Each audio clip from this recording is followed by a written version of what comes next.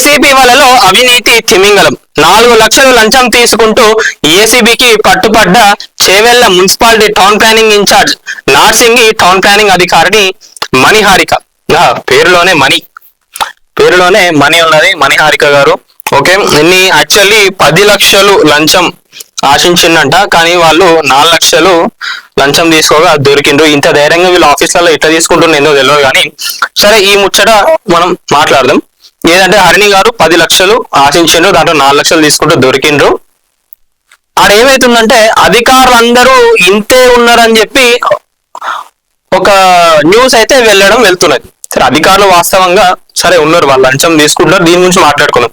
కానీ లంచం ఇచ్చేటోళ్ళు ఎందుకు ఇస్తున్నారు అంటే వాళ్ళు కూడా తప్పు చేస్తున్నారు కదా. ఈ యాంగిల్లో చాలా మంది ఎవరు కూడా ఆలోచించారు. జనరల్ గా ఇప్పుడు ఒక బిల్డింగ్ హైదరాబాద్ లో మనం చూసుకున్నట్లయితే ఒక బిల్డింగ్ కట్టాలన్నా అక్రమంగానే కడుతున్నారు. వాళ్ళు ఎవరు కూడా చక్కగా ఇవ్వాలి, ఏం కట్టలేరు. ఒక బిల్డింగ్ కట్టాలంటే బిల్డింగ్ పర్మిషన్ కి 10 లక్షలు అని చెప్పి ఫిక్స్ అయిపోయినారు.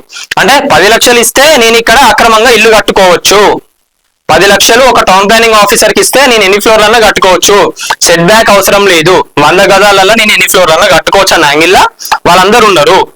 వాళ్ళందరూ అట్లా ఉండబట్టే వీళ్ళు కూడా 10 లక్షలు 20 లక్షలు ఆ బిల్డింగ్ కి తగినట్టుగా వీళ్ళు కూడా లంచం ఆశిస్తున్నారు. అంటే ఇక వీళ్ళ తప్పున్నా వాళ్ళ తప్పున్నది. వీళ్ళు అదే అంటున్నారు, 10 లక్షలు లంచం ఆలోచించిందంటే ఇంకో దగ్గర ఇంకెంత అవినీతి జరుగుతున్నది, వాడెంత తప్పు చేస్తున్నాడు, ఆ బిల్డింగ్ కట్టేటోడు ఎంత తప్పు చేస్తున్నాడు, దానిలో ఎన్ని లొసుగులు ఉన్నాయి, ఇది కూడా ఆలోచించాలి కదా ప్రతి ఒక్కరు. మరి మణిహారిక గారు లంచం ఆశించినప్పుడు ఒక బిల్డింగ్ కి సంబంధించి మరి దానిపైన మున్సిపల్ అధికారులు ఎందుకు యాక్షన్ తీసుకోవట్లేదు, అట్లా ఎందుకు రీసెర్చ్ చేయట్లేదు, అసలు ఈ ఇష్యూ ఎందుకైంది, హారిక గారు 10 లక్షల లంచం ఎందుకు తీసుకున్నారు, ఎందుకు అడిగిండ్రు 10 లక్షల లంచం, అక్కడ ఏం జరుగుతుంది మరి అని చెప్పి ఎవరైతే ఆ బిల్డింగ్ కడుతున్నారో వాళ్ళ దగ్గరకు పోయి యాక్షన్ తీసుకోవచ్చు కదా. చెప్పండి అధికారులు, మున్సిపల్ అధికారులు ఏమైంది? ఇందాక అల్లు అర్జున్ గారికి మీరు నోటీసులు పంపించిండ్రు కదా పెంట్ హౌస్ కట్టేనని. మరి ఇక్కడ ఇన్ని అక్రమాలు జరుగుతున్నా, సెట్ బ్యాక్లు లేకుండా ఇల్లీగల్ పర్మిషన్లతో బిల్డింగ్లు కడుతున్న వాళ్ళపైన మీరు ఎప్పుడు యాక్షన్ తీసుకుంటారు? అది కూడా మేజరే కదా.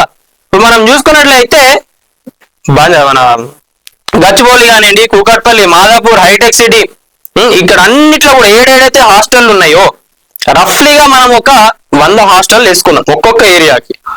అంటే ఒక్క హాస్టల్ బిల్డింగ్ కి ఈజీగా ఒక టీపీఓ 10 లక్షలు అడుగుతున్నారు.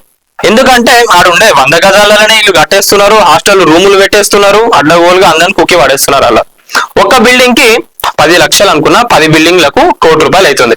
అది ఒక్క టీపీఓకే. మళ్ళా ఇంకా మనం చూసుకున్నట్లయితే చాలా డిపార్ట్మెంట్లు ఉంటాయి, వాళ్ళందరికీ కూడా ఇచ్చుకోవాలి, లోకల్ పొలిటీషియన్ కి ఇచ్చుకోవాలి 100%. ఇది వీళ్ళు ఏదో పెద్ద పత్తితి మాటలు మాట్లాడతారు కానీ ఎవరు కూడా సక్కన్ పూజలు కాదు, ఇది ప్రతి ఒక్కరికి తెలుసు.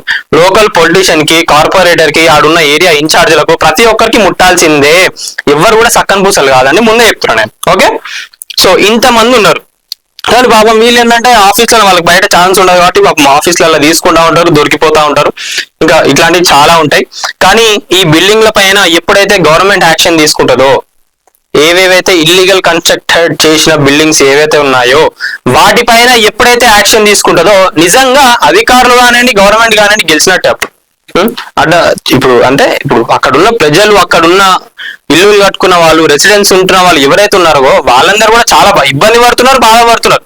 ఎందుకంటే ఈ హాస్టల్ చేయబట్టి ఆడ పిల్లలందరూ పోయి ఆ రోడ్లు బ్లాక్ అయ్యి బండ్లని బయట పెట్టేసి మళ్ళీ ఒక్కొక్కడు మంచిగా ఉన్నాడంటే అది కూడా లేదు. కొంతమంది పిల్లలు మాస్ ఉంటారు కదా, వాళ్ళందరూ వచ్చి వీళ్ళని ఇబ్బంది పెట్టుడు, ఆడ షాపులు కాగానే సిగరెట్లు తాగడు, రాత్రిపూట తిరుగుడు, హారన్లు కొట్టుకుంటాడు, ఇవన్నీ అక్కడ ఉన్న రెసిడెన్స్ ఎవరైతే ఉన్నారో వాళ్ళే చెప్తున్నారు. మరి ఇన్ని కాలం నడుస్తున్నారు, ఆడ ఇల్లీగల్ బిల్డింగ్స్ వల్ల ఇన్ని ప్రాబ్లమ్స్ అవుతున్నది, ఎవరు చూస్తున్నారు? జర ముఖ్యమంత్రి రేవంత్ రెడ్డి గారు ఒక్కసారి మీరు దీనిపైన ఆలోచించండి, దీనిపైన ఆలోచించి స్ట్రిక్ట్ యాక్షన్స్ తీసుకోండి. అధికారులు దొరుకుతున్నారు సరే, మరి వాళ్ళు దొరుకుతున్నారంటే ఎవరైతే వాళ్ళకు లంచం ఇస్తున్నారో వాళ్ళు కూడా తప్పు చేసినట్టే కదా. వాళ్ళు కడుతున్న బిల్డింగ్లు, వాళ్ళు చేస్తున్న పనులు ఏవైతే ఉన్నాయో ఒకసారి వాటిపైన కూడా దృష్టి పెట్టండి. ఇంకా ఇంకా ఇంకా చాలా లోతుకి వెళ్తుంది ముచ్చట్లన్నీ కూడా. వీళ్ళనే కాదు ఇంకా చాలా మంది దొరుకుతారు, వాళ్ళపైన కూడా స్ట్రిక్ట్ యాక్షన్ తీసుకునేటట్టు ఉంటుంది.